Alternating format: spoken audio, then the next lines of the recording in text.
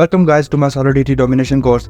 ये इस कोर्स की 4th वीडियो है और आज बहुत ही सबसे स्पेशल वीडियो है क्योंकि आज हम शुरू करने जा रहे हैं अपना सॉलिडिटी का सबसे पहला कॉन्टेंट। तो हाँ जी गाइस, तो आप देखते हैं क्या हम लर्न करेंगे। What we will learn, function और इवेंट्स, ये दो चीज़ें। फंक्शन में पहले ही काफ़ी थ्योरी इसको बता चुका हूँ कि कैसे फंक्शन बनाते हैं, क्या चीज़ होती है, लेकिन आज हम लर्न करने जा रहे हैं कि फंक्शन का असर रोल क्या चीज़ होती है। ठीक है, एक प्रोग्राम के थ्रू हम लर्न करेंगे, कुछ एग्जांपल के थ्रू लर्न करेंगे। ठीक है, आपने जिस तरह पिछली वीडियो में देखा था फंक्शन मॉडिफायर्स और फंक्शन विजिबिलिटी, वो चीज़ हम देखेंगे किस तरह इम्प्लीमेंट की जा सकती है। और दूसरे नंबर पे हम लर्न करने जा रहे हैं इवेंट्स। और इवेंट्स बहुत ही कमाल की चीज़ है और ये बहुत ही छोटी सी चीज़ है और आसान चीज़ है, ये इतनी कोई हैवी चीज़ नहीं है। तो आज इसको मैंने साथ ही कंसिडर किया है, इसको भी थोड़ा लर्न कर लेंगे। तो बिना देरी के हम शुरू करते हैं, अपनी रिमिक्स आईडी पे जंप करते हैं। तो मैं आपको मिलता हूँ रिमिक्स आईडी पे।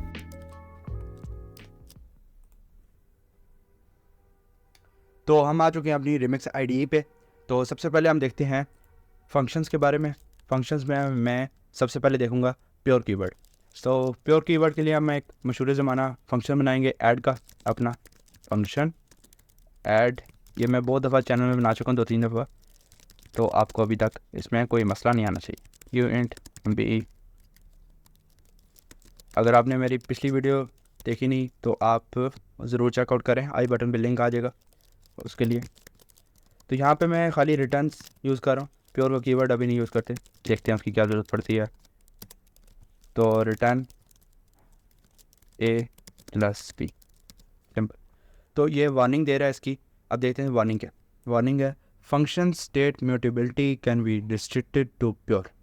कहता है ये प्योर लगाना ज़रूरी है भाई, इसकी रिस्ट्रिक्टेड टू प्योर करो इसको, प्योर, क्योंकि ना तो स्टेट मॉडिफाई हो रही है ना तो स्टेट रीड हो रही है। स्टेट मॉडिफाई और रीड का क्या मतलब है, ये पिछली वीडियो में भी डिस्कस कर चुका हूँ, तो ज़रूर उसको चेकआउट करें, आपको अच्छी समझ आ सकती है। तो ये तो हो गया हमारा प्योर का कीवर्ड, सिंपल। और ये मैंने सारी चीज़ें समझाई है उस पर, प्योर का कीवर्ड क्यों लगाना है, किस तरह स्टेट मॉडिफाई नहीं हो रही, तो ये सारी चीज़ें समझाई है, उसको ज़रूर चेकआउट करें। Uint count equal to 0। अब मैं व्यू को आपको बताने लगा हूँ एक एग्जांपल के थ्रू, आपको अच्छी समझ आने लगी है। एक इंटीजर हमने डिफाइन किया, ग्लोबल इंटीजर है, पूरे all over the contract use हो सकता है, यू एंड काउंट।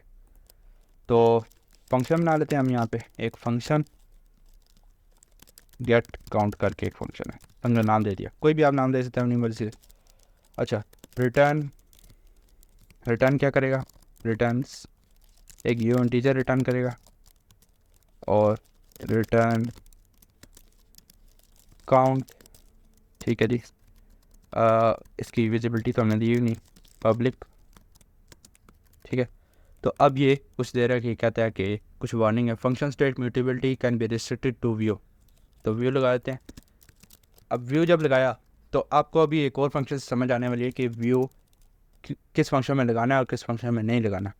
तो एक और फंक्शन उसके लिए बनाते हैं, फंक्शन इंक्रीमेंट काउंट। अब ये इंक्रीमेंट काउंट का क्या मतलब है, इंक्रीमेंट काउंट का ये मतलब है कोई ऐसा एक फंक्शन, कोई ऐसा एक बटन बनाएं जो जिस पे बंदा क्लिक करे तो ये जो काउंट की वैल्यू है 0 है, समझो, तो उस पर क्लिक किया तो 1 हो। तो इस तरह का एक ऐसा फंक्शन बनाना चाहिए हमें। तो इस तरह का फंक्शन इंक्रीमेंट काउंट, उसको नाम दे दिया हमने। ठीक है, अब पहले इसकी विजिबिलिटी दे दें ताकि इसको परेशानी ना हो जाए, ये रोने लग पड़ता है। अच्छा, पब्लिक, फिर आएगा इंक्रीमेंट काउंट। इसमें कुछ रिटर्न नहीं करेंगे हम, सिंपल एक फंक्शन बना दिया हमने, सिंपल रिटर्न, ना कोई विजिबिलिटी दी ना मॉडिफायर, विजिबिलिटी तो दी है सॉरी, मॉडिफायर नहीं दिया ना रिटर्न दिया। तो अब क्या करेंगे, अब हमने काउंट को बढ़ाना है, इंक्रीमेंट करना है। तो काउंट इक्वल टू काउंट +1। ठीक है, तो ये क्या हुआ, अब इसको मैं समझाता हूँ आपको। काउंट जो था, काउंट क्या था, काउंट की वैल्यू अभी क्या 0, तो 0 + 1 मतलब 1। 1 किधर स्टोर हुआ, इस वाले काउंट में जाके, ये जो काउंट लिखा हुआ है। अब ये काउंट क्या, ये वाला काउंट है। ठीक है, तो ये क्योंकि यहाँ पे हमने डिफाइन तो नहीं किया यू इंट करके एक और दफ़ा काउंट, हमने यही वाला यूज़ किया, ये ऑल ओवर। अब ये दो देखें, दो फंक्शंस में यूज़ हो रहा है काउंट, तो हमने ऊपर डिफाइन कर दिया। ये ग्लोबल वेरिएबल भी आपको समझ आ सकता है यहाँ से, और आपको यहाँ से इंक्रीमेंट भी समझ आ गया। ठीक है, अब इंक्रीमेंट काउंट किया, यहाँ पे अगर हम देख लेते हैं, अगर व्यू लगा दें, वैसे ही अगर व्यू लगा दें तो क्या होगा, देखते हैं। कहता है कि function can not be declare as view because this expression potentially modifies the state. Potentially modifies the state, क्योंकि ये फंक्शन जो है वो स्टेट मॉडिफाई कर रहा है। मतलब इसकी क्या स्टेट थी, 0 थी। अब 0 से क्या चलेगी, 1 चलेगी। तो ये क्या कर रहा है, स्टेट मॉडिफाई कर रहा है, ठीक है। इस फंक्शन, इस जो इंटीजर है इसकी स्टेट मॉडिफाई हो रही है, तो आप ये नहीं लगा सकते। इसमें हो रही है, इसमें बिल्कुल नहीं हो रही, क्योंकि जो काउंट था वही वैल्यू आ गई, जो काउंट था वही वैल्यू आ गई, तो इसमें लगाने की जरूरत नहीं। अब आपको अच्छी समझ आई होगी कि मैं क्या कह रहा हूँ। अब इसको यहाँ तक चला के देखते हैं ये चल रहा भी है कि नहीं। ऐड वाला फंक्शन तो मैं आई एम श्योर कि वो चल जाएगा, डिप्लॉय करते हैं, इसको देखते हैं। ऐड वाला फंक्शन तो चल जाएगा। गेट काउंट करते हैं तो 0 वैल्यू आई, क्योंकि हमने 0 सेट किया, ठीक है। इंक्रीमेंट काउंट करता हूँ, तब एक और दफ़ा गेट काउंट करता हूँ, तो 1 आ गया, देखा इंक्रीमेंट हो गया, एक बढ़ गई वैल्यू। फिर काफ़ी दफ़ा मैं इंक्रीमेंट काउंट करता हूँ, तो गेट काउंट 6 हो गया, मतलब 5 दफ़ा मैंने क्लिक किया, और ठीक है। तो ये यहाँ तक था। अब चलते हैं पेएबल की तरफ। पेएबल की तरफ हम चलने से पहले मैं आपको अभी बताना चाहता हूँ कि सॉलिडिटी कुछ बिल्ट इन फंक्शन देती है, कुछ बिल्ट इन वैल्यूज़ देती है, ठीक है। वो भी हम देखेंगे, मैसेज डॉट सेंडर और इस तरह की चीज़ें अभी इस फंक्शन में यूज़ होंगी, तो वो देखते हैं वो क्या चीज़ है। तो एक सॉलिडिटी जो है वो बिल्ट इन फंक्शन देती है जिसका नाम है रिसीव। जब भी आप देखें, इसकी विजिबिलिटी जो इसने दी हुई है एक्सटर्नल दी हुई है, मतलब all over the project use उससे, ठीक है। तो रिसीव में हम क्या करेंगे, रिसीव में सॉलिडिटी ये फैसिलिटी हमें प्रोवाइड करता है कि जब भी आप कोई ट्रांजैक्शन कर रहे हैं, जब भी आप किसी को ईथर ट्रांसफ़र कर रहे हैं, ईथर क्या चीज़ है, ईथर एक टोकन है, हम ये ब्लॉकचेन के कोर्स में पढ़ेंगे अपना, तो परेशान नहीं होना। ईथर एक टोकन है, जो वर्चुअल क्रिप्टो करेंसी है, ठीक है, इथेरियम ब्लॉकचेन में, क्योंकि हम सॉलिडिटी जो है वो इथेरियम ब्लॉकचेन पे चल रही है, तो इसी तरह। तो जब हम पढ़ेंगे तो और क्लैरिफाई हो जाएगा। अभी हम देखते हैं कि ये जो सब रिसीव का फंक्शन है, रिसीव में क्या है, पेएबल का कीवर्ड यूज़ हो चुका है। तो रिसीव में क्या होता है, जब भी आप कोई ट्रांजैक्शन पे करते हैं, जब भी आपको रिसीव होती है, जब भी आप किसी भी तरह के किसी भी टाइप की ट्रांजैक्शन करते हैं, तो आपको ये फंक्शन यूज़ करना पड़ता है। ये एक बिल्टन, बजाय हम इसके पूरा फंक्शन बनाएं, ये सब कुछ लिखें, व्यू वगैरह, और इन जमेलों को पढ़ने की ज़रूरत नहीं है। सीधा ये रिसीव का फंक्शन कीवर्ड टाइप किया और सिचुएशन दे दी, हमने इम्प्लीमेंट कर दिया। तो रिसीव में क्या होगा, रिसीव में आएगा यूज़र। अब यूज़र कहाँ से आ गया, यूज़र के लिए हमें एक यूज़र डिफ़ाइन करना पड़ेगा, ज़री बात है, एक वेरिएबल डिफ़ाइन करना पड़ेगा। तो अगर आपने देखा हो, अगर आपने पिछली वीडियो देखी है, तो उसमें मैंने डेटा टाइप्स डिस्कस की थी, और उसमें तीसरी डेटा टाइप थी जो कि यूज़र थी। और यूज़र के लिए क्या डेटा टाइप यूज़ करते हैं हम, एड्रेस, ठीक है। यूज़र एक एड्रेस होता है, पब्लिक विजिबिलिटी दे दी इसकी, मतलब all over the project use होता है, यूज़र, ठीक है, यूज़र दे दिया। एड्रेस है, मतलब एड्रेस है जो हमने पिछली वीडियो में देख लिया, अगर आपने नहीं देखी चेकआउट करें उसको। तो हम देखते हैं user equal to message dot sender. इसका क्या मतलब है, अब user equal to message dot sender इस फंक्शन के अंदर लिखने का क्या मकसद है, और ये मैसेज डॉट सेंडर है क्या है, इस सारों को मैं आगे अभी क्लैरिफाई करता हूँ आपको क्या मतलब है इन चीज़ों का। तो user equal to message dot sender का ये मतलब है कि यूज़र क्या था, एड्रेस था। अब मैसेज डॉट सेंडर क्या चीज़ है, मैसेज डॉट सेंडर, अगर आप डिप्लॉय वाले सेक्शन में जाएँ, ऊपर स्क्रॉल अप करें, तो यहाँ पे आपको अकाउंट दिखेगा, अपना अकाउंट जो आप मेरा है 0x5b3 कुछ करके इस तरह का, बहुत लंबी वैल्यू है। तो आपको कुछ और, मैं भी आपको कुछ और देखे, ठीक है, अकाउंट नंबर, कुछ अकाउंट, ये एड्रेस है, एक तरह से ये एड्रेस है। तो हमने अभी यूज़र की वैल्यू तो कुछ दी नहीं, खाली एड्रेस उसको डेटा डिस्कस किया खाली। तो मैसेज डॉट सेंडर क्या चीज़ है, मैसेज डॉट सेंडर ये चीज़ है, ये जो आपका अकाउंट नंबर है। तो आप क्या कह रहे हैं कि मैसेज डॉट सेंडर जो है ना, जो आप अभी कॉन्टैक्ट रन कर रहे हैं, जो अभी चाह रहे हैं कि मुझे रिसीव हो जाए, ठीक है, उसको आप असाइन कर रहे हैं ये यूज़र, मतलब यूज़र कह रहे हैं ये जो मैसेज डॉट सेंडर है, ये जो अकाउंट नंबर है, ये एड्रेस जो है वो इसको असाइन कर दो, ठीक है।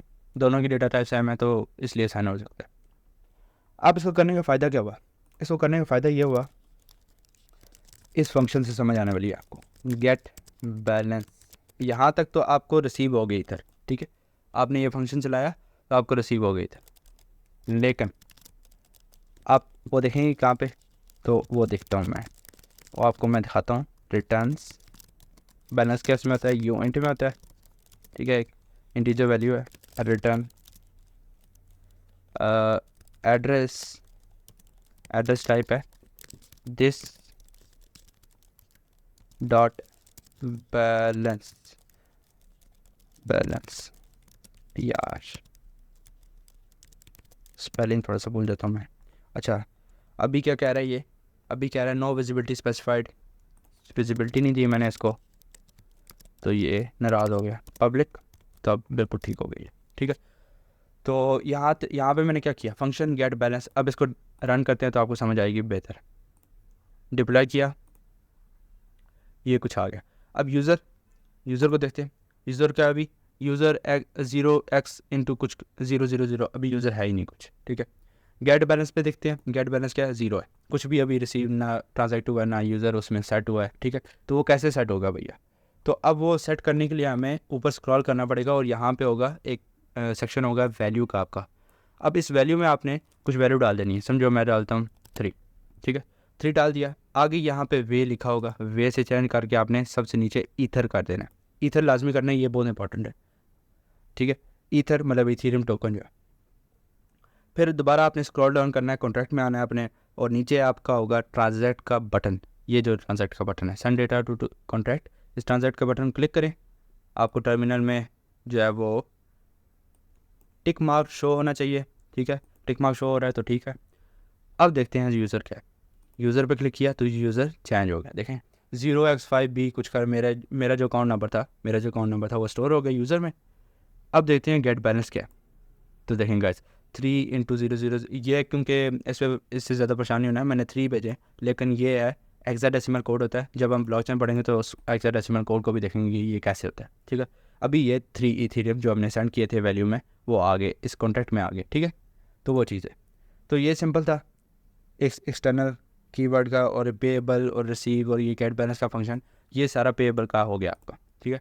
अब चलते हैं अपनी सबसे मज़े की टॉपिक की तरफ और छोटे से टॉपिक की तरफ, जो क्या इवेंट। अब इवेंट को देखते हैं वो क्या चीज़ है। इवेंट के लिए हमें सबसे पहले इवेंट का कीवर्ड, ठीक है। इवेंट क्या चीज़ होती है, सबसे पहले मैं आपको समझाता चलूँ। तो इवेंट ये होता है कि जब भी आप कोई चीज़ किसी साइट पे करते हैं, किसी साइट पे आपने साइन इन किया या किसी साइट पे आपने कोई चीज़ बाय कर ली, ठीक है। जिस तरह कोई भी आप फ्लिपकार्ट वगैरह यूज़ करते हैं तो कोई चीज़ आपने बाय कर ली, या दराज वगैरह यूज़ करते हैं तो आपने कोई चीज़ बाय की, तो आपको क्या हुआ, एक नोटिफिकेशन आ जाता है कि आपने ये चीज़ बाय की है, आपकी ये कार्ट में ये चीज़ ऐड हो गई है, या ये इस चीज़ की प्राइस इतनी है। तो ये सारी जितनी भी चीज़ें हो रही हैं, ये एक तरह से पॉपअप आती हैं, नोटिफिकेशंस आती हैं, ये इवेंट होता है, ये एक इवेंट ट्रिगर होते हैं, ठीक है। तो इसको देखते हैं इवेंट क्या चीज़ है।